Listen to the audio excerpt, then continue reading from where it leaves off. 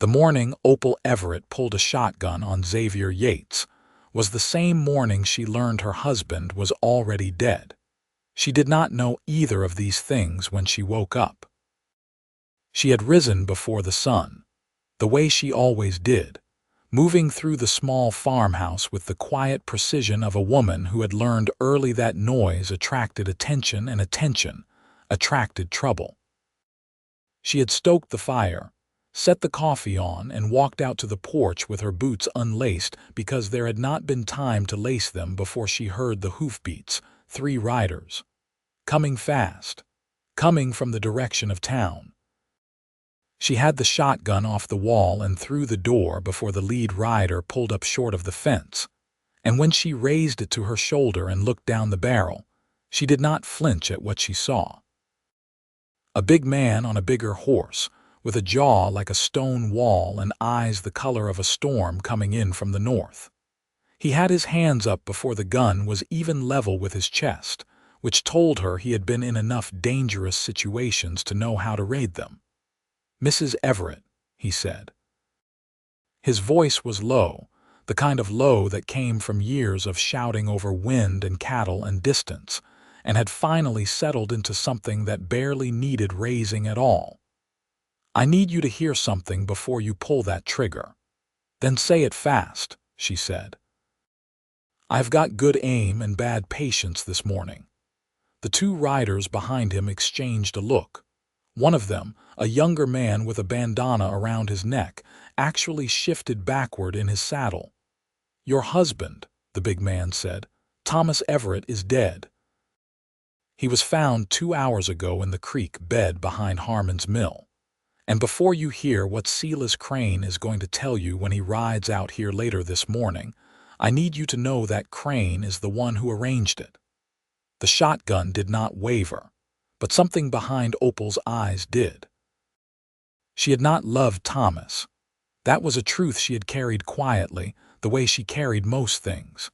He had been her mother's choice, made 3 years ago when her mother was still alive, and Opal was 20 years old and the farm was already struggling. He had been older, not cruel, not kind. Present in the way a fence post was present. And for 3 years, she had built a life around his absence of warmth without ever quite confessing to herself how cold she had been. But dead, that word landed somewhere beneath her sternum and stayed there, heavy and complicated. "Who are you?" she asked. "Xavier Yates," he said. "I run the Crossed Creek Ranch, the northern property. I have been watching Silas Crane buy up land in this valley for 2 years. Your farm is the last piece he needs to own the whole southern water corridor. He needed your husband out of the way, and he needed you to have no legal protection when he made his offer." She lowered the gun. Not because she trusted him, because her arms were tired, and because something in the absolute stillness of his face told her he was not finished. "I have a proposal for you, Mrs. Everett," Xavier Yates said. "One that will save your farm and cost you nothing but a little time and tolerance of my company." She looked at him for a long moment. The sun had crested the eastern ridge and it caught the dust rising from the rider's arrival and turned it gold. A rooster called from behind the barn. The coffee was probably burning. "You had better come inside," she said, "and you had better start at the beginning." That was the first morning. It had been 6 weeks since Opal arrived in the valley of Cimarron Falls, Colorado, in the early autumn of 1878. She had not arrived as a widow. She had arrived as a bride, traveling west from St. Louis with everything she owned in 2 trunks, and the address of a farm written on a folded piece of paper in her mother's handwriting. Her mother had arranged the match with Thomas Everett through a letter correspondence that had lasted 8 months, and had not included Opal in any meaningful way until the morning the train ticket arrived. "You will have land," her mother had said, as though land were the same as happiness. Her mother had not been a cruel woman. She had been a practical one, and practicality had been her entire inheritance to give. The farm was 22 acres on the eastern slope of the valley, with a creek along the southern edge and good pasture-land for the cattle Thomas kept. It was not prosperous, but it was not ruined either. Thomas had been a man of 41 who moved slowly and spoke less, and seemed genuinely uncertain what to do with a young wife in his house. Opal had cooked his meals and mended his things, and tried to find some thread between them that could be pulled into something resembling connection. She had not found it. He had not looked. The valley itself was the beautiful part. She had not expected that. She had expected the West to be harsh and empty, and it was both of those things, but it was also staggering in the way a cathedral was staggering, the kind of space that made the chest ache. The mountains were purple at dusk. The creek ran cold and clear. The grass in the meadows moved like something breathing. She had begun to love the land even as she remained uncertain about the life on it. Silas Crane she had met once, at a gathering at the church the first Sunday after her arrival. He was a man who wore his wealth the way some men wore cologne, too much of it and clearly deliberate. He was in his mid-50s, silver-haired, and he had the handshake of a politician and the eyes of something that waited by water. He had said it was a pleasure to meet her, and she had said the same thing, and they had not spoken again. But she had not forgotten those eyes. Thomas had not said much about Crane except that the man had approached him twice about selling the farm, and twice Thomas had declined. The second time, Opal had been in the kitchen and heard her husband's voice through the wall take on a quality she had never heard in it before. Something that was not quite fear but was adjacent to it. 3 weeks later, Thomas rode out before breakfast and did not come back. That had been 4 days ago. She had told herself he had gone to town, then that he had stayed with someone. Then she had stopped telling herself anything, and had simply kept doing what needed doing, feeding the chickens, checking the cattle, watching the road from the porch in the evenings with the shotgun across her knees. And then, Xavier Yates had come riding up that road with his hands already in the air. He sat at her kitchen table like a man who had not been invited to sit at many kitchen tables, and knew it. He was large in the way that working men got large, not from vanity but from necessity, shoulders that had carried things, hands that had done things. He was somewhere in his mid-30s, she guessed, though the sun and the work had put lines in his face that might have made him look older to someone who did not look closely. She looked closely. She had always looked closely at things. He took the coffee she offered without thanking her for it, which she found either rude or honest depending on what mood she was in, and he set his hat on the table beside him, and then he told her what he knew. Silas Crane had been methodically acquiring property throughout the southern Cimarron Valley for 3 years. He had started with the Bower Ranch, whose owner had been persuaded by a combination of lowball offers and mysterious troubles with his cattle. Then the Henley parcel, whose owner had simply disappeared and whose widow had sold within 2 months. Then 3 smaller properties along the creek, each acquired under slightly different but equally suspicious circumstances. The Everett farm was the last piece. It sat at the precise point where the creek narrowed before it fed into the main irrigation channel that the entire lower valley depended on. Whoever owned that land effectively controlled the water, and water in Colorado in 1878 was not simply a resource. It was power. It was life. "Crane sent men to warn your husband last week," Xavier said. "I know because one of those men used to work for me. He told me what was said. Your husband was told that if he did not sell, there would be consequences." "And the consequences were his death," Opal said. She said it flatly, the way you said things that were too large to say dramatically. "I believe so. But proving it is a different matter. Crane has money and he has the ear of Judge Alderman, which in this county is the same as having the law on his side. She wrapped both hands around her coffee cup. "What is your proposal?" He looked at her directly then, for the first time since he had sat down, and she understood that he had been avoiding her eyes, which was not what she had expected from him. He seemed like a man who looked at things directly. The avoidance told her the proposal was not a comfortable one. "If you are a widow with no husband and no legal protection," he said, "Crane will have his lawyers in front of Judge Alderman by the end of the week. He will tie this property up in claims and debts and legal maneuvering until you cannot afford to fight him. But if you are a married woman with a husband who has the resources to contest the legal proceedings and the standing in this community to make them costly, that changes the calculation." She understood before he finished the sentence. "You are proposing that we marry," she said. "I am proposing a legal arrangement," he said. "In name only. It protects your property rights. It gives Crane pause. It gives me the water rights I need to keep my own cattle from suffering next summer when the creek levels drop. We both benefit.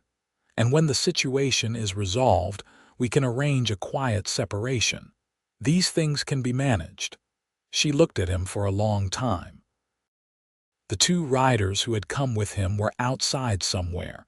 She could hear one of them talking to the other in a low murmur through the window. A mockingbird was going through its repertoire in the cottonwood by the fence. "You know nothing about me," she said. "I know you are Thomas Everett's widow and you have held this farm together for 4 days alone without telling anyone your husband was missing," he said. "That tells me enough." It was perhaps the strangest compliment she had ever received. She thought about it for a moment. "And you," she said. "Who are you, apart from a rancher who needs water rights and an inconvenient conscience?" Something shifted in his face. She was not sure what it was. It moved too quickly. "Someone who has watched this valley be eaten alive for 2 years," he said, "and who is tired of watching it." She stood up and went to the window. The riders outside had dismounted. One of them was looking at her garden, what remained of it after the late season. She had planted more than she had expected to. That surprised her still, that she had wanted things to grow here. "If I agree," she said without turning around, "I want it clear that this farm is mine, not yours, not ours, mine. Whatever arrangement we make legally does not touch that understanding." "Agreed," he said immediately, and the quickness of it told her he had expected that condition. She turned back around. "There is a circuit minister in Halcyon Springs," she said. "He comes through on Thursdays."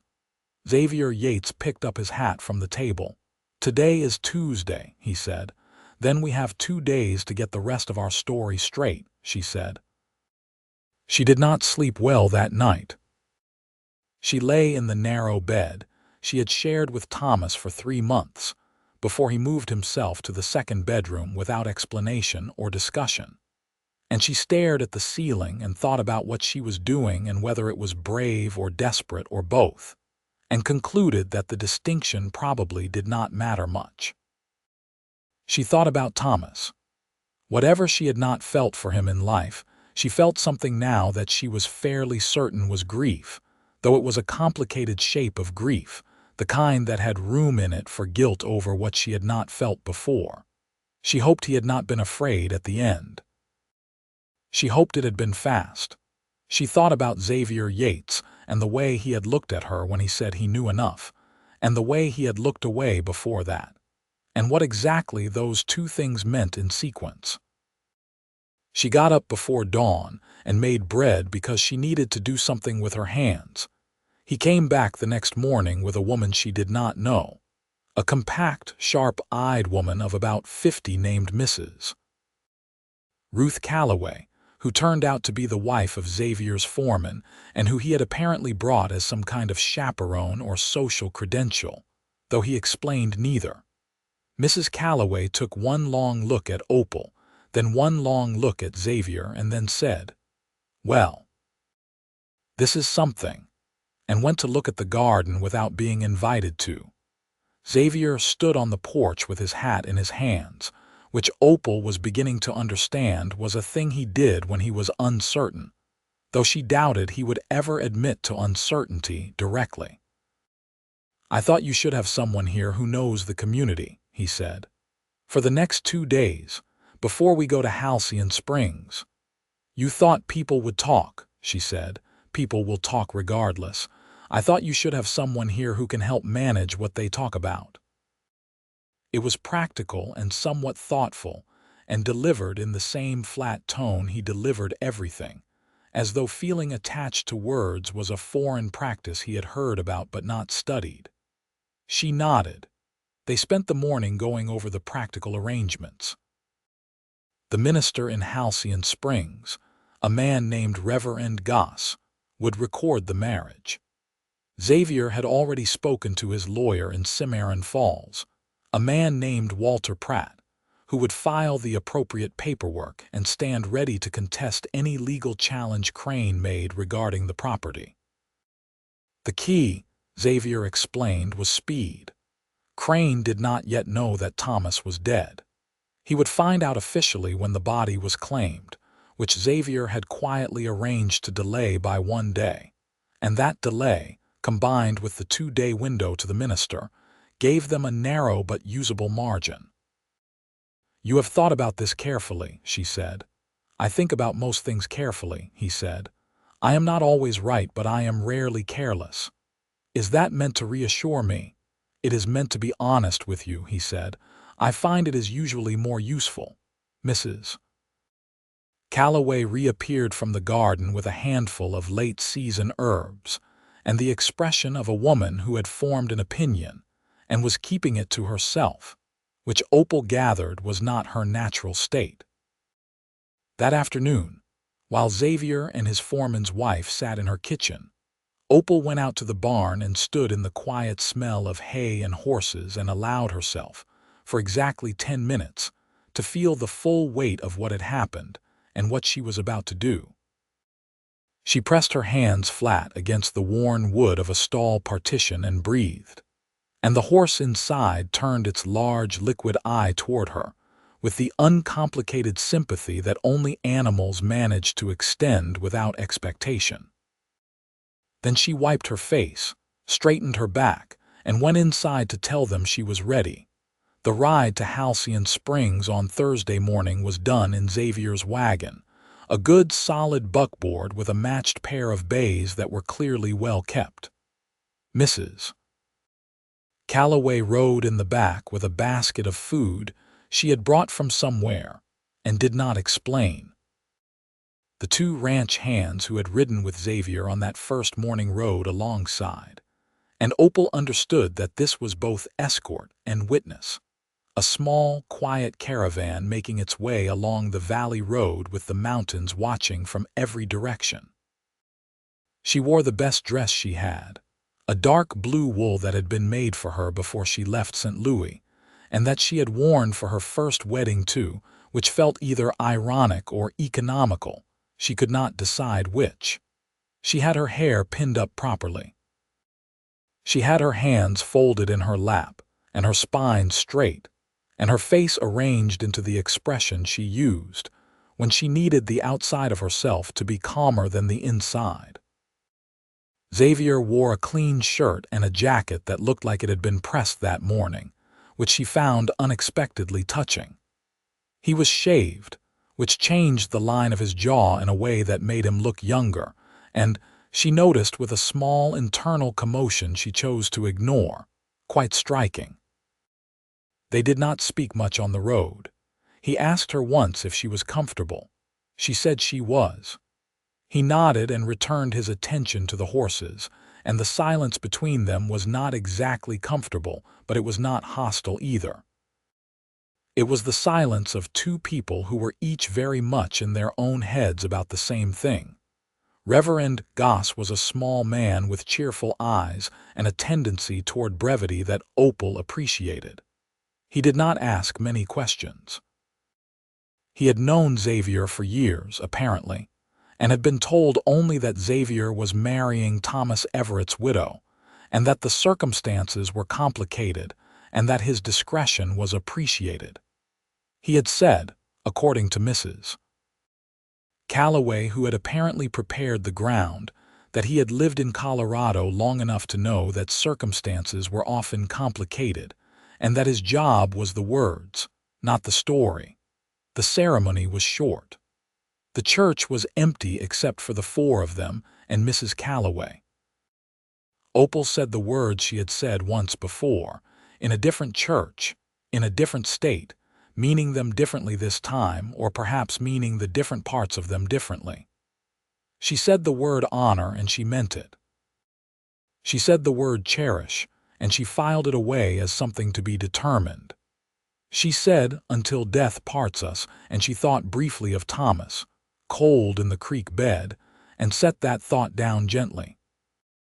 Xavier said the words with a careful steadiness, like a man reading a contract aloud who had already read it privately and found the terms acceptable.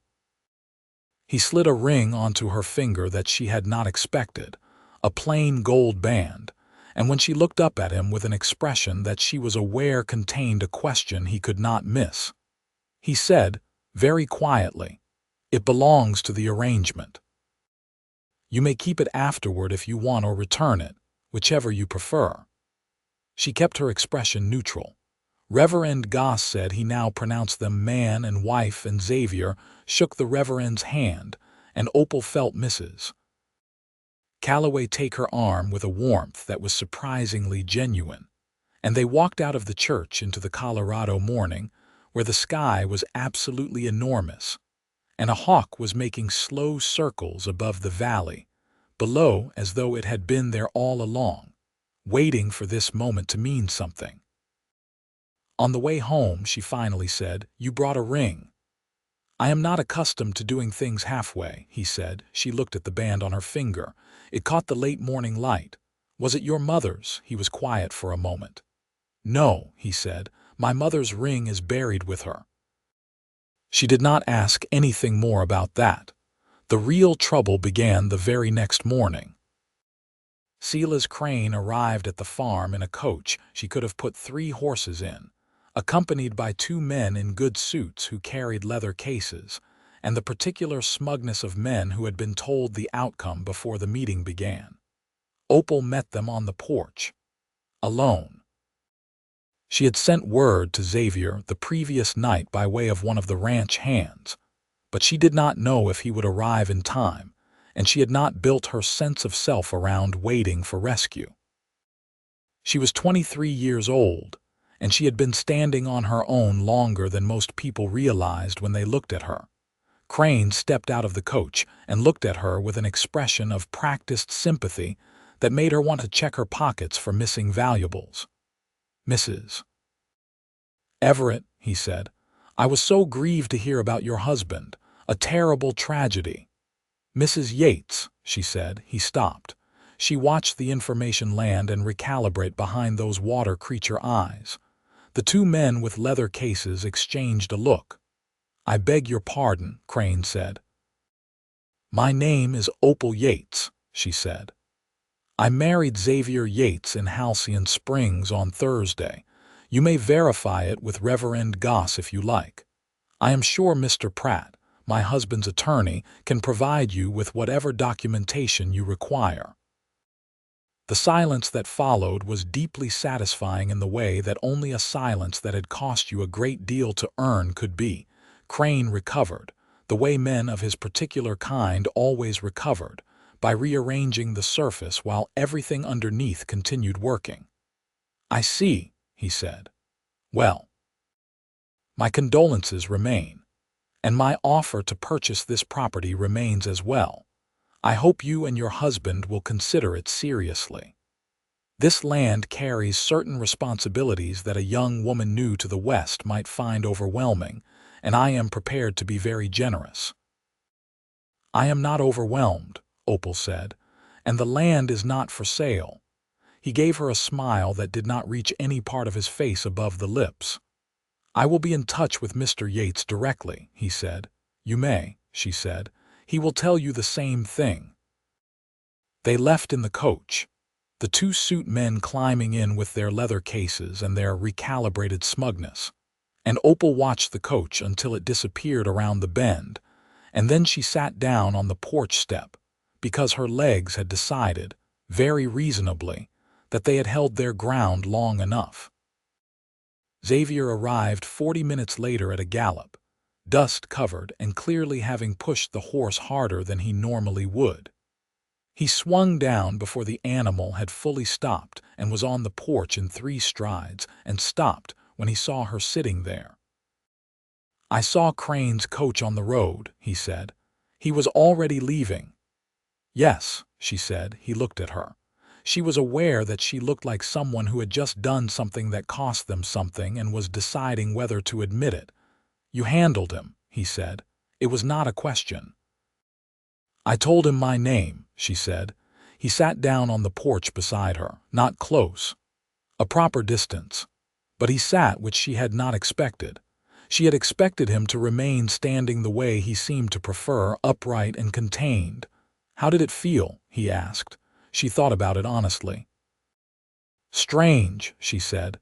"Using your name, you will get used to it." "I am not sure I want to get used to it," she said, "in case that makes it harder to stop using it when the time comes." He was quiet for a moment. "That is a sensible concern," he said. They sat on the porch step together in the October sunlight, and she told him, quietly and precisely, everything Crane had said. He listened without interrupting, which she appreciated.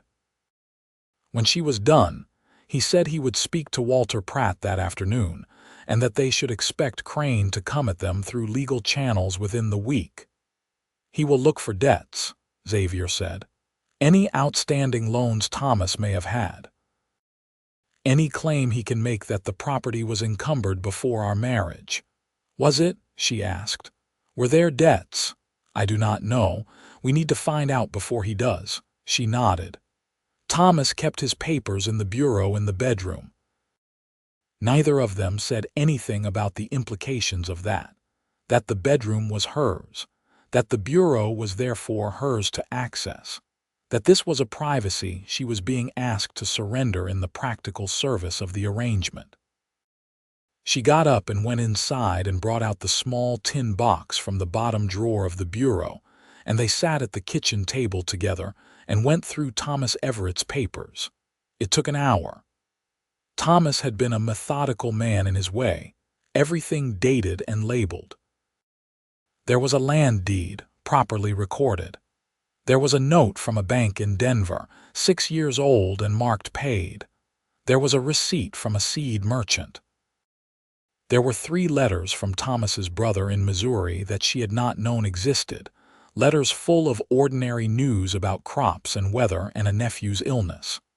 She read those quickly and set them aside.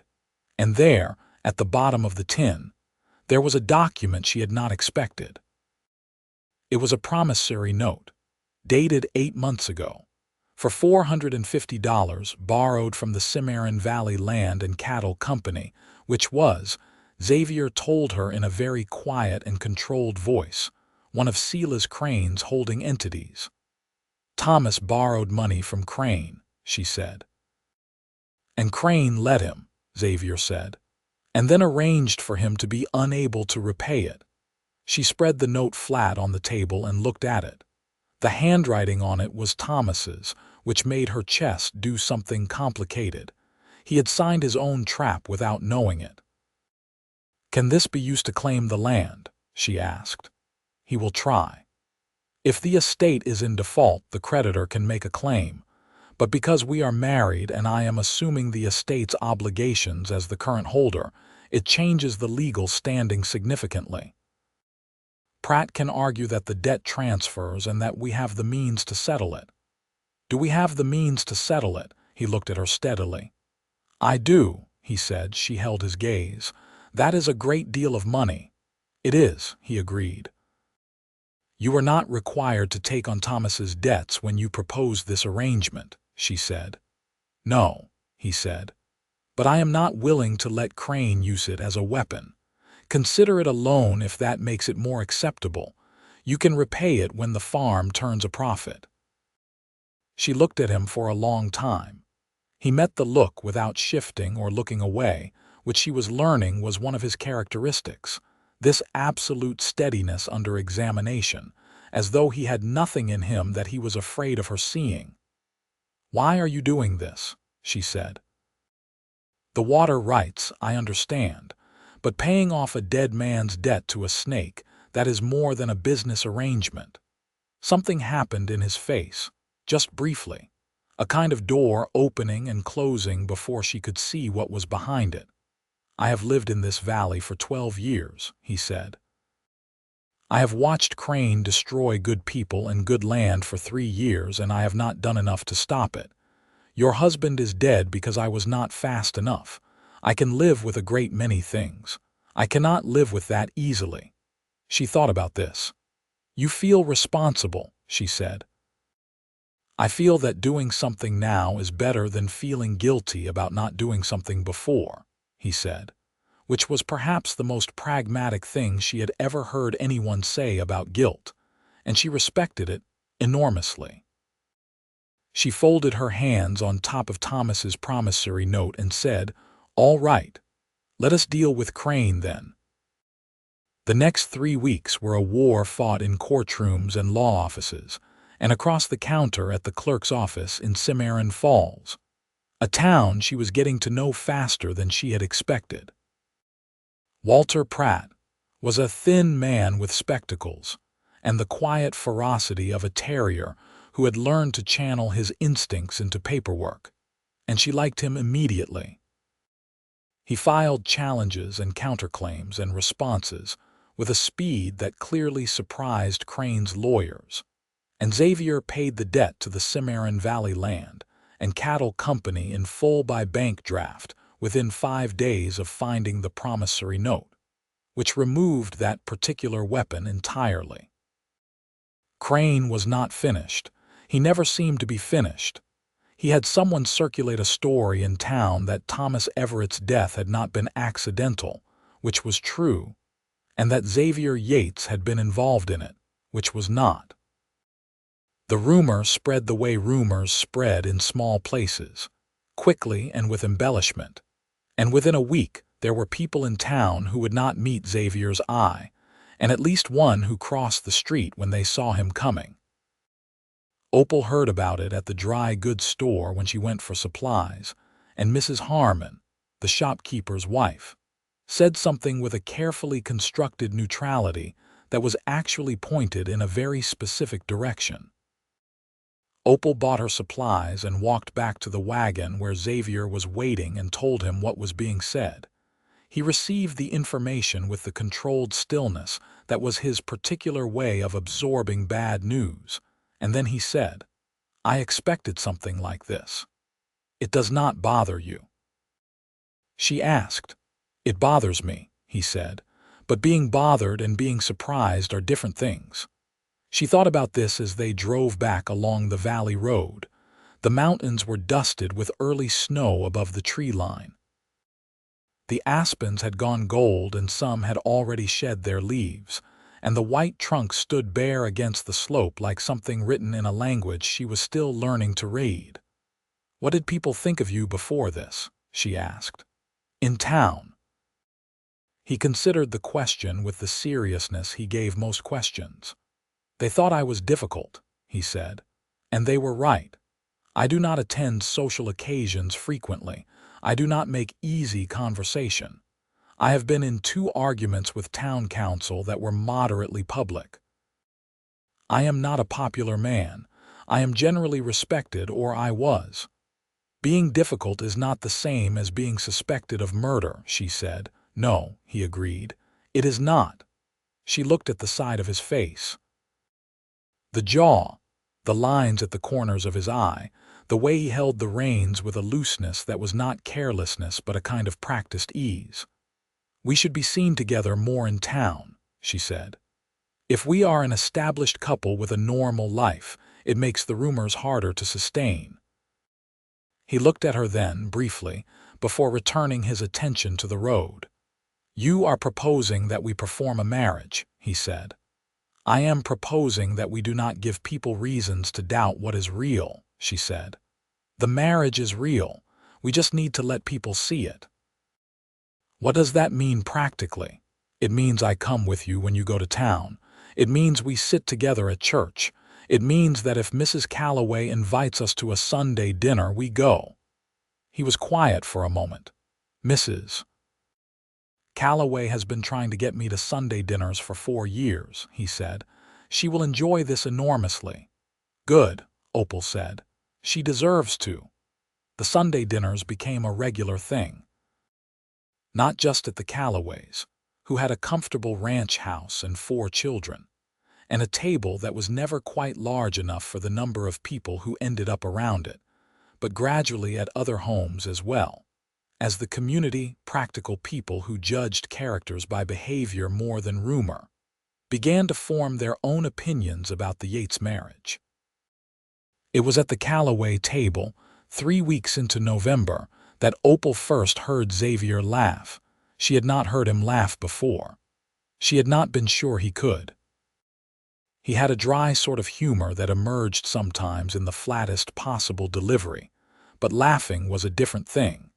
And when Henry Calloway told a story about an incident involving a bull, a fence, and the new circuit judge that resulted in the judge spending an afternoon in a tree, Xavier laughed. A real laugh, sudden and brief and entirely unguarded, and Opal found herself staring at him across the table with something she could not immediately name. He caught her looking. She looked away first, but she thought about it afterward, riding home in the dark, the two of them wrapped in their separate thoughts and their separate coats under the enormous Colorado sky. She thought about that unguarded laugh, and what it meant that she had not seen it before, and what it would mean if she got used to seeing it. She was sleeping in the main bedroom. He had taken the second room, the one Thomas had moved to without discussion. The arrangement was understood without needing to be stated, which was one of the things she was finding she appreciated about him. He did not require everything to be stated. He understood context and respected it. But the arrangement also meant that the house was shared in the 1,000 small ways that sharing a house entailed. She made breakfast in the mornings because she rose first, and it seemed reasonable.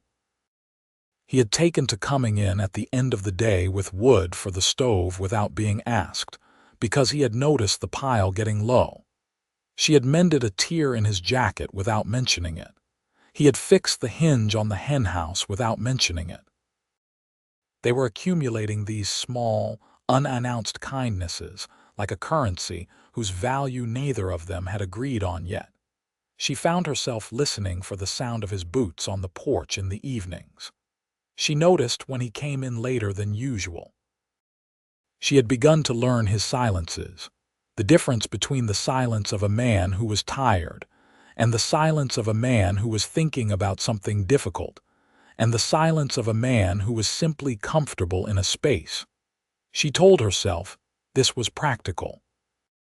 Living with someone required knowing them. But she was also aware of being honest with herself as a general practice, and honesty required admitting that comfortable was a word she would not have expected to apply to Xavier Yates in the early days, and that it now applied with increasing frequency. Crane's next move came in mid-November and was more direct than his previous ones. He had found a man named Peter Aldous who was willing to claim that Thomas Everett had made a verbal agreement to sell the farm to Crane before his death, an agreement which, Aldous claimed, had been witnessed. The claim was thin and transparently constructed, but it was enough to require a formal hearing before Judge Alderman, which meant that Crane had already won a partial victory in forcing the time and expense of a legal defense. Opal found out about it when Walter Pratt rode out to the farm on a gray morning with snow beginning to fall, and his terrier expression especially focused. She sat across the table from him and Xavier, and listened to the legal situation being explained, and she asked the questions she needed to ask. And she did not show the fear she felt, because showing it would not help. After Pratt left, she and Xavier sat at the kitchen table with the snow coming down outside and the stove working hard and the particular quality of silence between them that had become one of the textures of the house. "This man Aldous," she said. "Who is he?" "A drifter," Xavier said. "He has been working for Crane's men off and on since summer. He will say whatever he is paid to say." "Can we prove that?" "Not easily. But Pratt believes we can shake him in cross-examination if he has not been coached thoroughly enough." She got up and poured more coffee, and when she turned back, she found him watching her in a way he sometimes did that she had not yet successfully categorized, a kind of steady, careful attention that was different from the way he looked at problems or obstacles. She sat back down. "We need something else," she said. "Not just legal defense, something that goes after the foundation of what Crane is doing." He leaned forward slightly. This was a posture she associated with him paying complete attention. "What are you thinking?" If Thomas was not the only person Crane pressured or threatened, then there are other people in this valley who have information about how he operates. The Bauer Ranch, the Henley widow, the smaller properties along the creek. She spread her hands on the table. What if they could testify? "Not about my property specifically, but about the pattern of behavior." Xavier was quiet for a moment. She watched him think. He was actually quite interesting to watch when he was thinking, the way things moved through his face in small currents. "Mrs. Henley moved to Denver," he said. "I do not know if she would come back. The others are still in the valley. Old Friedrich Bauer is at his son's place in Halcyon Springs. He has reasons to dislike Crane."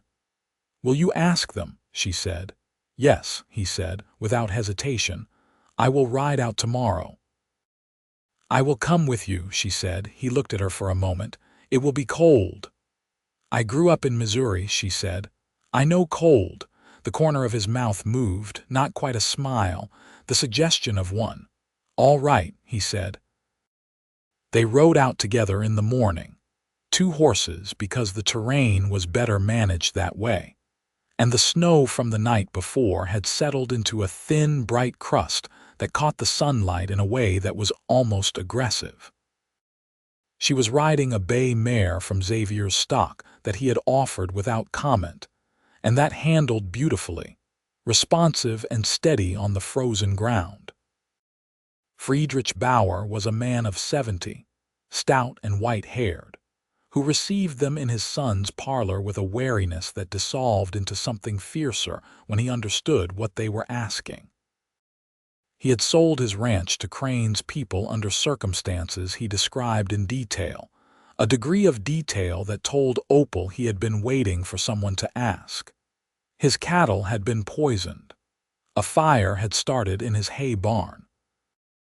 A man he did not recognize had appeared at his gate and said things he would not repeat to a woman, but that Xavier received with a jaw that went very rigid. "I will testify," Bauer said. "I am old. I do not care any more what Crane does to me. He has already taken everything he can take." She reached across and put her hand briefly on the old man's arm, and he looked at her with eyes that were unexpectedly emotional, and then looked away quickly. They found 2 other men in the valley who told similar stories and who were willing to put their accounts before a judge. On the ride home, the sun going down behind the mountains and the temperature dropping sharply, Xavier said, "You were right about this." "I had a feeling," she said. "How?" "Because men like Crane believe they are the only ones counting," she said. "They forget that other people are also keeping records." He looked at her across the space between the horses. "Where did you come from, Opal Everett?" "Yates," she said. And then she felt the heat come up in her face because she had said it naturally, without thinking, and that meant something she was not ready to examine in the cold and the darkening light. "Yates," he agreed, and there was something in his voice she could not read, something warm and carefully contained. The hearing was held on the first Tuesday of December in the county clerk's office, a room that was not quite large enough for the number of people who turned up, which was itself a statement. Word had spread about the Bower testimony and the other witness accounts, and a significant portion of the Cimarron Valley had decided that this particular hearing was worth the ride into town. Silas Crane sat on one side with his 2 lawyers and his purchased witness. Opal and Xavier sat across from them with Walter Pratt, and Xavier was very still in the way he was still when things mattered, and Opal had her hands folded in her lap and her face composed. Peter Aldous, on the stand, told his story with the mechanical quality of a man who had rehearsed it, and Walter Pratt took him apart line by line with the cheerful patience of someone who had done this before and enjoyed it. Aldous contradicted himself twice about dates, and once about where, precisely, the alleged agreement had taken place, and by the end of his testimony the room had developed the particular quality of a space where everyone knows what the conclusion is going to be. Friedrich Bauer testified. His voice was steady, and his eyes were directed at Judge Alderman, and he said everything he had said in his son's parlor, and a little more besides. The other 2 men said what they had to say. Judge Alderman, a man whose allegiance to Crane had clearly been a matter of financial arrangement rather than conviction, found himself in a room full of his neighbors and constituents and faced with documented evidence of a pattern of coercion. He was a practical man in his own way. He ruled against the claim. It was not the end of Crane. Men of his type did not end easily. But it was a decisive moment, the kind that changed the mathematics of a situation, and everyone in the room understood it. Outside the clerk's office, in the December cold with her breath making clouds in the air, Opal was surrounded briefly by Mrs.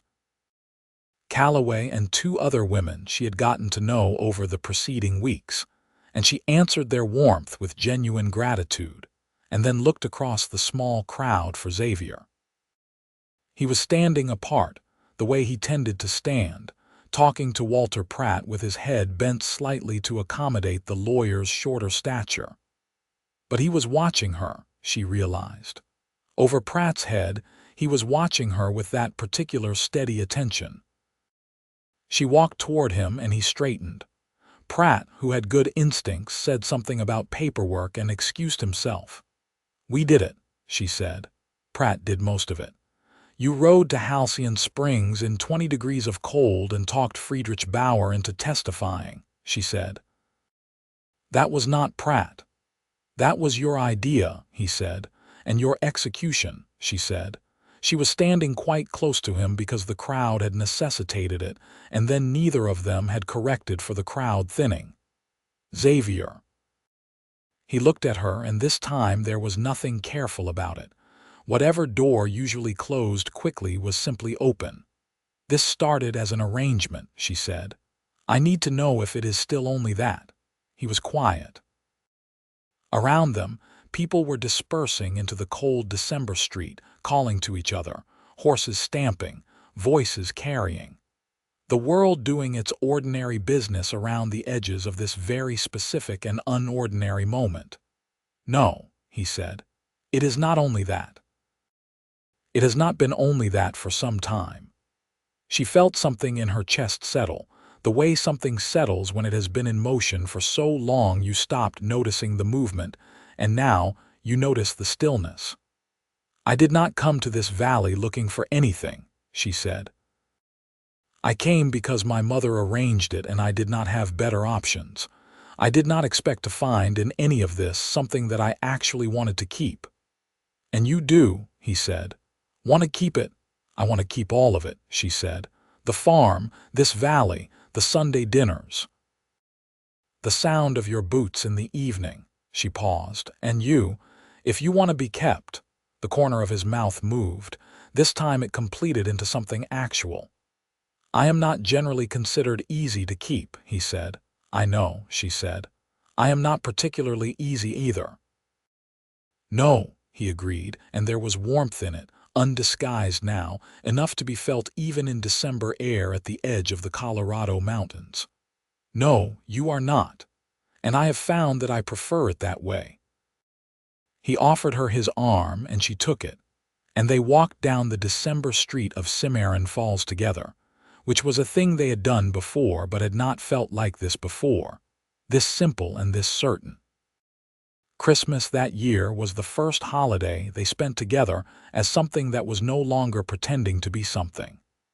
Mrs. Calloway organized a gathering at her house and invited what seemed like half the valley, and Opal made a pie with the dried apples she had put up in October. And Xavier showed up with a bottle of good whiskey and spent most of the evening being drawn into conversation by people he usually deflected, which Opal watched with private amusement because she could see him trying and occasionally succeeding, and the effort itself was something that moved her. He had given her a gift. He left it on the kitchen table Christmas morning before she was up, and when she came downstairs and found it, a small volume of botanical drawings of native Colorado plants, she stood in the kitchen in the early light and held it and understood exactly what it meant that he had paid attention to the fact that she liked the valley's plants and had been trying to learn their names. She had gotten him a new pair of gloves, fine leather ones from the shop in town, because she had seen his old pair and they were long past usefulness, and he would not replace them himself. She had left them on top of the book about cattle management she had also gotten him, which was a practical gift, and she was slightly embarrassed about the gloves because they were the kind of gift that said something. He came in from the morning chores and found both gifts and said nothing for a moment, and then put the gloves on and flexed his hands in them and said, "These are too good for ranch work." "They are for other things," she said. "Sundays, town. When you want to look like you did not just spend the morning with cattle." He looked at her hands from across the room. "The book," he said. "You have been expanding the herd," she said.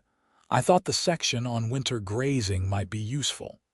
"The book is very practical," he said. "The gloves are not." "No," she agreed. "The gloves are for when you are not being practical." He was quiet for a moment. Then, with the careful deliberateness that characterized everything he did when he was uncertain but proceeding anyway, he crossed the kitchen and put both hands, still gloved, on either side of her face and kissed her. It was the first time. The arrangement had not included this. The arrangement had not included any of what had been building for weeks, and the kiss was everything that had been building, careful at first and then not careful at all. And she put her hands on his chest and felt the solid reality of him, and kissed him back with the full force of a woman who had been waiting for herself to stop pretending she was not doing exactly this. When they finally separated, she was aware that she was breathing differently and that the kitchen had gotten warmer, or she had. "I have wanted to do that," he said, in a voice that was lower than his usual low, "for approximately 6 weeks." "That is a very precise accounting," she said. "I told you, I am rarely careless." "Xavier," she said. "Yes. Take off the gloves," she said. "They are going to get creased." He laughed. That sudden, genuine, unguarded laugh, right there in the kitchen on Christmas morning, and she thought she might put that particular laugh in a box and keep it the way she kept her mother's letters and the folded paper with the address of the farm, the things that were proof of the life she had arrived at.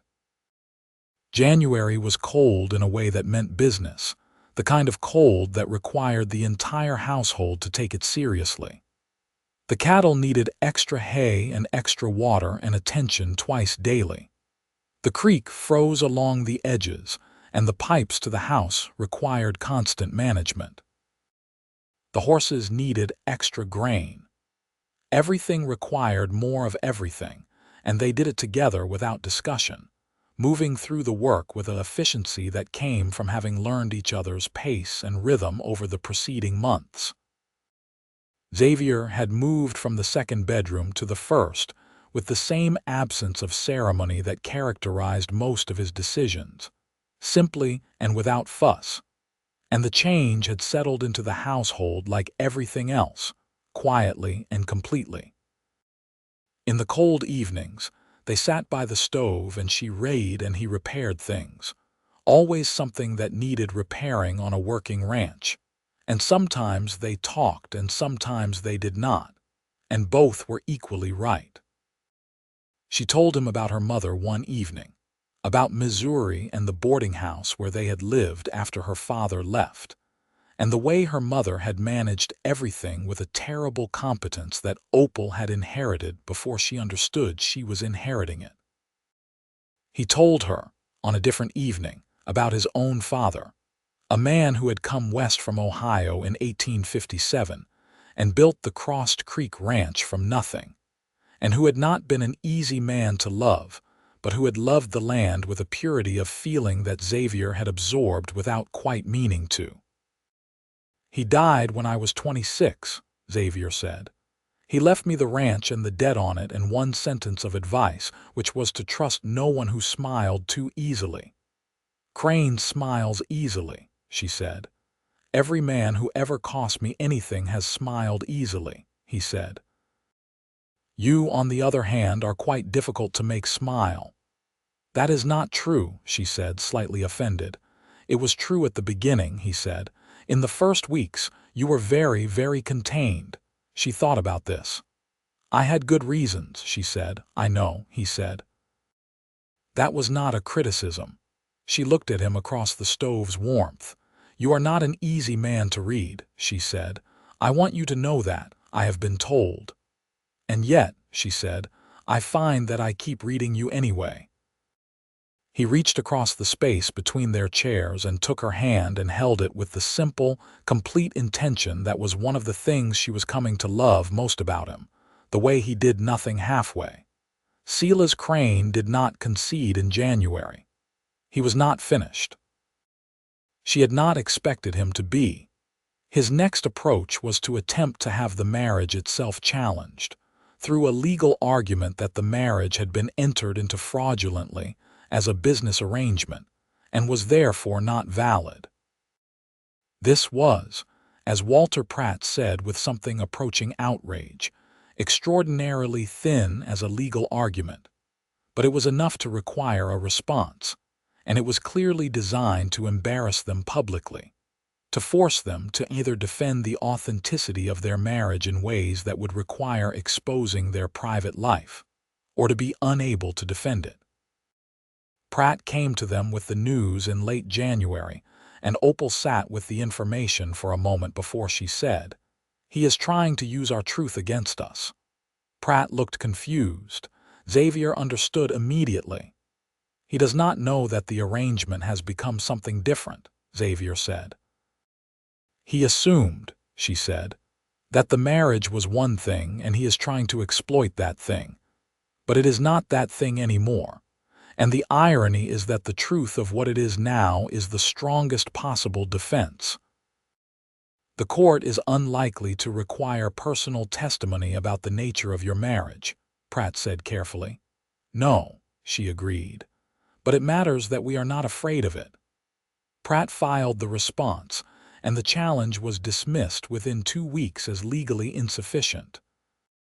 Crane's lawyers, apparently deciding that this particular line of attack was unprofitable, did not pursue it. Crane himself, without the legal instruments he had relied on, without the purchased witnesses and the manipulated judges, turned out to be considerably smaller than his silhouette. He was a man who operated through intermediaries and systems, and when those systems failed him, he was left with what he actually was, a wealthy man with diminishing options in a valley that had decided it was tired of him. By February, he had stopped making direct approaches. By March, there were rumors he was looking at properties in Nevada. By April, Word came through Walter Pratt that the Cimarron Valley Land and Cattle Company had listed several of its holdings for sale. She and Xavier were eating supper when Pratt's letter arrived, and she read it aloud and then set it down, and they looked at each other across the table. "Is it over?" she asked. "I think the worst of it is," he said. "He may try something else eventually. I would not put it past him. But the legal campaign is finished." She looked at the letter. Then at the table, at the supper they had made together, the bread she had baked and the beef he had put on, and the ordinary, extraordinary domesticity of it. "I want to plant more in spring," she said. "The south pasture could do with more cattle. I have been thinking about whether we should expand the herd." "The south pasture connects to the Crossed Creek northern boundary," he said. "Yes," she said, "it does." He was quiet for a moment. "We would need to think about how the two properties relate to each other legally." "We would," she agreed, "if we were going to manage them together." He looked at her with that complete, steady attention. "Is that what you want?" "I want to know what you want," she said. "Before I tell you what I want to stop sleeping at two addresses depending on which of us needs to be where," he said. "I want to stop referring to your farm and my ranch as separate things when they are separated only by a fence that does not make much sense anymore. I want the arrangement that started as a legal document to be something that does not require documents to explain." She felt the warmth in her chest that she had stopped pretending was anything other than what it was. "That is what I want too," she said. The practical realities of combining two properties were considerable. There were legal questions about ownership and deed, and how the land would be held, questions that took Walter Pratt several weeks and several letters to work through. Opal was firm about several points, and Xavier did not fight her on any of them, which she had expected and was grateful for. The Everett farm, 22 acres on the eastern slope, was legally incorporated into a combined holding under both their names, a legal arrangement that was unusual enough in 1879 that Pratt spent some time finding the right language for it, but not so unusual that it could not be done. She kept the farmhouse. They had been back and forth between it and the Crossed Creek house throughout the winter, and in the end, it was the farmhouse she could not leave, not because the Crossed Creek house was not comfortable, but because this house was the one she had staked herself to, the one she had held with a shotgun and a name and the nerve of a woman who had no better options and had decided to make them anyway. He came to her house. He brought what he needed from the Crossed Creek house, which was not much, because he was not a man of excess belongings, and what remained at the larger ranch house became the center of the cattle operation while they continued to live at the farm. Spring arrived the way Colorado spring arrived, suddenly and dramatically. Snow still on the mountains and wildflowers already in the meadows, and the valley turned green so quickly. It seemed like the land had been holding its breath all winter. She planted everything she had thought about planting all winter long. The kitchen garden went in first, then a cutting garden she had been planning since October, then a small orchard of young apple trees that would take years to bear fruit, and that she planted with the long view of a woman who intended to be here to see them bear it. Xavier watched her plant the apple trees on a warm April afternoon from the fence of the south pasture where he was checking the cattle, and she caught him watching and called out, "Come and help if you are just going to stand there." He came over the fence and took the shovel and dug 3 of the holes with the practiced ease of a man for whom physical work was a native language, and she followed behind him with the saplings and tamped the soil and drove in the stakes and tied the young trees carefully. "These will not produce for 4 or 5 years," he said. "I know," she said. "That is rather the point." He looked at her. She looked at him. The April sun was warm on her shoulders, and the smell of turned earth was in the air, and the mountains were still half white above them. "I love you," he said. It came out in his usual flat tone, not dramatic, not embellished, just stated, the way he stated things that he was certain of, as though it were simply a fact he was adding to her information. She sat back on her heels among the young apple trees and looked at him, this difficult, complicated, fundamentally decent man who had ridden up to her with his hands already in the air and given her something she had not known she was looking for. "I love you," she said. In her own voice, which was quiet in the way she was quiet but not small. Never small. He offered her his hand to help her up, and she took it, and he kept hold of it after she was standing, and they stood in the apple orchard that would not bear fruit for years among the mountains and the spring, and the good solid weight of a life that had been built out of necessity, and had become something that was nothing but chosen. The summer was full. Full in a way that she understood was what a life looked like when it was working, when the days had enough in them that they went by quickly, and you measured time in what had been done rather than what had been waited for. Henry Calloway taught her to ride the land the way the ranch hands did. Not gently, not for pleasure, but functionally, with purpose and efficiency. And she was a quick learner. She had her mare, the bay from Xavier's stock that she had been riding since November, and that had become hers in the easy way that things became yours when you depended on them. She rode the fence lines with Xavier in the early mornings, and learned the shape of the land in a way she had not known from the farmhouse. There was a man Crane had left behind, a foreman named Dale Rucker who had worked for Crane's cattle operation, and who was now, with his employer effectively gone from the valley, at something of a loss. He came to the Crossed Creek Ranch one afternoon in June looking for work, and Opal was there when he arrived, and she watched Xavier assess the man with his particular quiet thoroughness. Rucker was honest about who he had worked for and what he had done, which was not to say that everything he had done was admirable, but the honesty itself was notable. Xavier asked him 3 questions, and then said he would think about it and sent the man away. That evening, she and Xavier talked about it.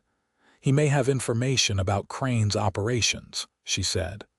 "Or he may be another planted problem," Xavier said. "You think he came on his own? I think Crane is largely gone from this valley. I think Rucker is a man who made choices for money and is now facing that those choices left him without a character reference he can be proud of." He paused. "I know what that feels like, not the specific thing, but the general shape of it." She looked at him. "What did you do?" "Nothing criminal," he said. "When I first came to this valley, I was 24 years old and I had a ranch to save from debt, and I made arrangements with people I should not have made arrangements with. Nothing that harmed anyone directly, but things I would not do now." "Why are you telling me this?" "Because you asked what Rucker's situation felt like," he said, "and I answered you honestly." She took this in. "Hire him," she said. "Give him the chance. See what he does with it." "You are more generous than I expected," he said. "No," she said. "I just think that people are generally what their circumstances make them, and if you change the circumstances, you have a chance at changing what they become. That is not generosity. That is strategy." He looked at her with that warmth that still, after months of it, did something to the inside of her chest. "Strategy," he said. "Mostly strategy," she admitted. Rucker was hired and turned out to be a good cattle hand, and a more valuable resource than either of them had anticipated, because he did indeed know a great deal about how Crane had operated, information that Walter Pratt quietly forwarded to the territorial authorities in Denver, where several parties were apparently already interested in Silas Crane for activities in other counties that had nothing to do with Cimarron Falls. Crane was eventually investigated. The full consequences of that investigation unfolded over the following year and a half, but the summary was this: Several of his property acquisitions were ruled to have been obtained through documented fraud and coercion. A portion of those properties was returned to their original owners or their heirs. Friedrich Bauer's son received some compensation for the ranch his father had lost. The Henley widow in Denver was contacted and offered restitution, though she did not return to the valley. Justice in the West in 1879 was imperfect and slow, but it was not entirely absent. By the time the first real autumn of their married life arrived, the autumn they would count as their first true autumn together, the Everett Yates holding was operating with an efficiency that earned Xavier's genuine respect, not because it was impressive by the standards of the great ranches, but because it had been built from nothing, defended from everything, and was now genuinely producing. She was pregnant by October. She told him in the kitchen, the same kitchen where they had gone through Thomas Everett's papers, where he had proposed the arrangement, where they had read Crane's promissory note with a fury they had both kept controlled, where he had kissed her on Christmas morning. She told him plainly, the way they told each other things, directly and without embellishment. He was very still for a moment, the particular stillness of a man whose face is doing several things internally that it has not yet decided how to express. "Are you all right?" he asked first. "Yes," she said, "I am quite well. Are you?" He started and stopped. "I am happy," she said. "If that is what you are trying to ask." "It was not quite what I was trying to ask," he said. "I was trying to ask if this is what you want." "I want everything I have," she said. "This is part of what I have." He crossed the kitchen and took her face in his hands and looked at her with an expression that was entirely unguarded, and that she was, she thought, still not done cataloging all its variations and textures. "I did not know," he said, "what a family would look like. When I thought about it, which was not often, I could not make it into a real picture." "And now," she said, "now," he said, "it looks like this." She put her hands over his. "Then we agree," she said. The pregnancy was uncomplicated, which she was grateful for and did not take for granted. She continued working throughout, adjusted for what needed adjusting, and was annoyed on behalf of all women everywhere that her body had opinions about this that were different from her own. Xavier was attentive in a way that did not become smothering, which was the precise calibration she required, and she told him so, which made him laugh. Mrs. Calloway came over so frequently during the winter that she was practically a resident, which Opal found she did not mind at all. Mrs. Calloway had 4 children, and had delivered 2 of them herself under conditions she described with a cheery forthrightness that was either comforting or alarming depending on the moment. The boy was born in April 1880, with the snow still on the mountains and wildflowers already in the meadow, almost exactly a year after she had planted the apple trees. They named him Thomas, which was Xavier's idea, delivered quietly and with no theatrical gesture. She had looked at him when he said it, and understood everything he meant by it, that the dead deserved their names in the living, that Thomas Everett had been a man of no great warmth but no great malice who had been used by a cruel man and had not deserved his end, and that naming a child for him was the kind of justice that did not make the front page but mattered anyway.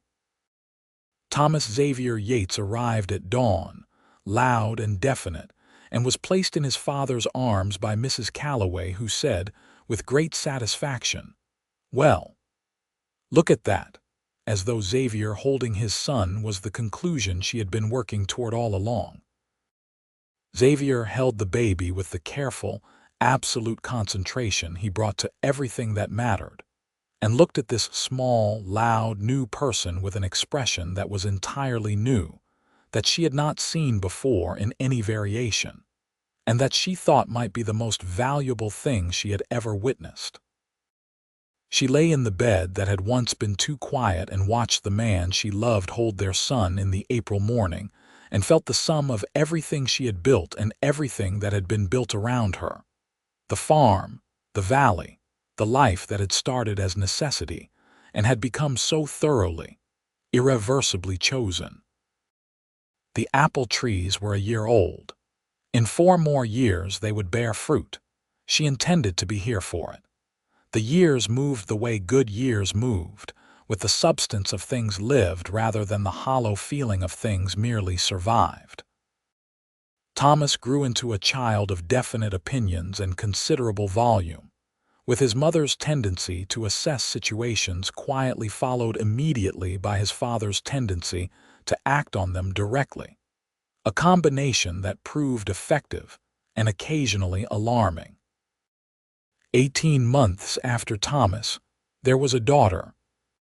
She came quickly and with an authority that suggested she had places to be, and Xavier held her in the bedroom with the winter light coming through the curtains and said, "Clara," which was the name they had been turning over for months, and Opal said, "Yes," because it fit the child completely. Clara was quieter than her brother from the beginning, watchful in the way that Opal recognized with a feeling that was half amusement and half tender recollection of herself at that age. She tracked everything with large, serious eyes and formed her own conclusions and shared them selectively. With 2 children in the farmhouse, the question of space became a practical one. They built an addition on the east side of the house in the spring of 1882. 2 more rooms and an improved kitchen with a bigger stove, and Xavier did much of the building himself with the help of Henry Calloway and 2 ranch hands, and Opal did the finishing work inside. And when it was done, the house was recognizably itself, but more than it had been, larger and more capable, and built with the same conviction of permanence that everything they had made together seemed to carry. The apple trees bore their first real harvest in the autumn of 1884. She had known they would, had planned for it, and waited with the patient certainty of someone who had learned to think in long timelines. Thomas was 4 years old and could reach the lower branches, and thought this was tremendous. Clara, nearly 3, preferred to sit under the trees and examine the fallen apples with her characteristic analytical attention. Xavier came out of the barn one late afternoon in October and found his family in the apple orchard, and stopped at the fence the way he had stopped at the south pasture fence the spring she had planted the trees, watching. She saw him and called out, "Come and help if you are just going to stand there." He came over the fence and she handed him an apple, and he bit into it and looked at her and said, "They are good." "Of course they are good," she said. "I planted them." He reached over and tucked a strand of hair behind her ear that the wind had moved, the kind of small, habitual touch that was so woven into the daily fabric of them that it cost nothing to give and meant everything. Thomas launched himself at his father's legs and announced that he wanted to pick the ones at the top, which were too high, and a negotiation began that involved Xavier lifting the boy to reach the branches while Clara walked over to Opal and held up an apple for inspection with the gravity of a small person, presenting evidence.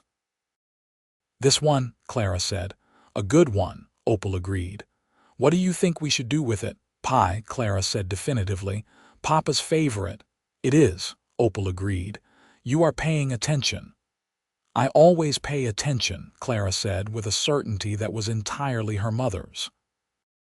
Opal looked across the orchard at Xavier, who had Thomas on his shoulders now, the boy reaching with great concentration for a high branch, Xavier's hands steady around the small legs to keep him balanced. Xavier glanced back at her over Thomas's boot, and something passed between them, wordless and complete. She had come to this valley in a dress she wore twice, and the address of a farm on a folded piece of paper. She had come uncertain and practical, and very much alone in the way that people were alone when they had not yet found where they belonged. She was not alone now. She picked up the apple Clara had given her, and walked to where Xavier stood with their son still on his shoulders, and she stood beside him in the October afternoon, and he put his arm around her shoulders and pulled her against his side, and they stood there, the four of them, in the orchard that had taken 4 years to bear fruit, with the mountains behind them and the valley below and the wide, enormous Colorado sky above. And it was not a story about what had been survived. It was simply where they lived. The farm stayed. The name above the gate said Yates. In letters Xavier had cut himself from good iron and that Opal had painted one spring afternoon while Thomas sat in the dirt beside her and handed her things that were not relevant but felt important to him. The letters were straight and permanent and visible from the road.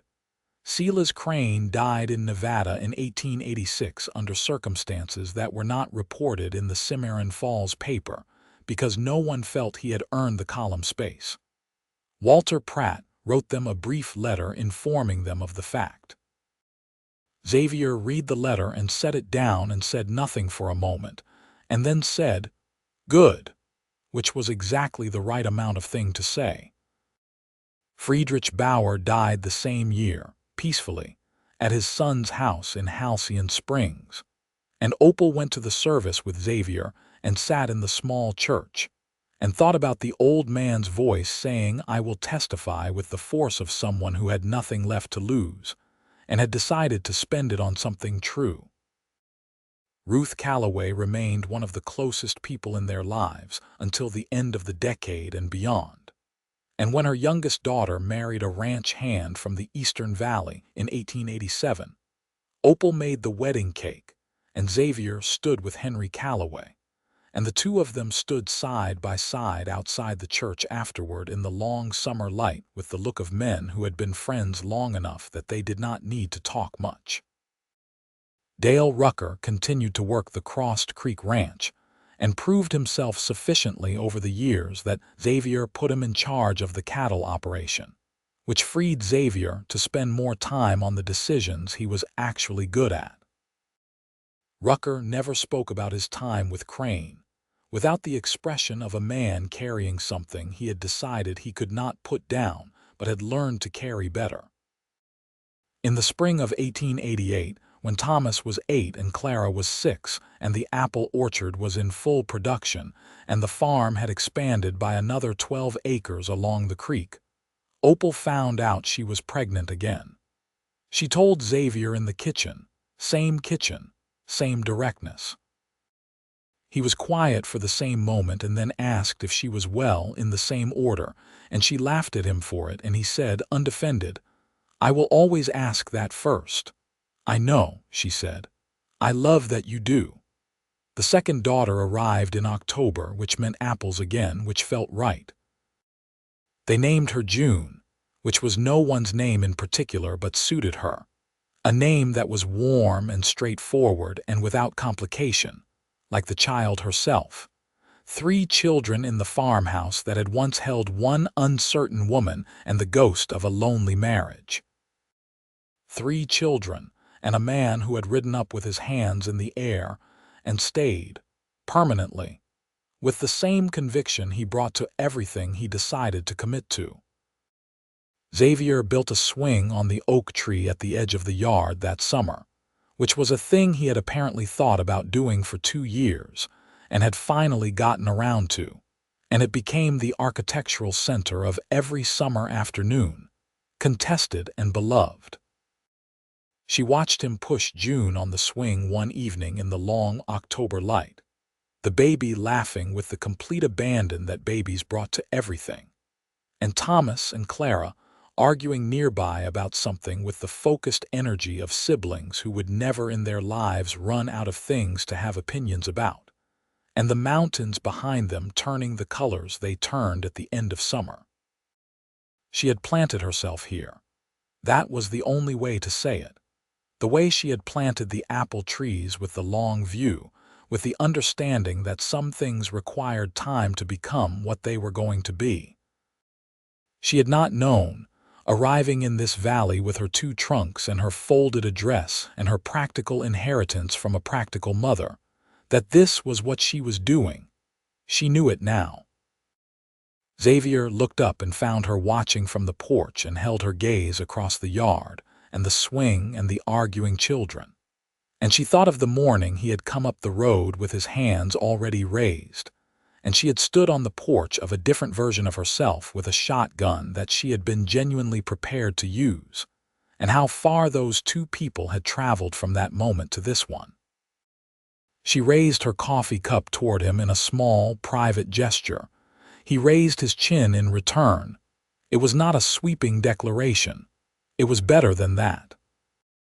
It was the language of two people who had been talking long enough to say whole things in very few words. The economy of a love that had been tested and had held and had deepened, until it was the kind of thing you did not need to perform because it was simply, completely, everything you were standing in. The farm was hers. The valley was theirs. The life they had made from necessity and crisis, and a legal document, and a name used naturally before she had meant to use it, and an unguarded laugh on a cold December morning was the only life she wanted. And she had the apple trees and the iron letters on the gate and the swing in the oak tree and 3 loud, definite, beloved children, and a man of absolute steadiness to prove that it was real. She went inside to put on supper. He would come in when the swing was done, when the children were called in from their arguing, when the evening had settled into itself the way evenings did. He would come in with the smell of cold air and work, and she would hand him coffee, and he would sit at the kitchen table, his kitchen table, their kitchen table, and the day would end the way it ended, completely. Warmly. Together.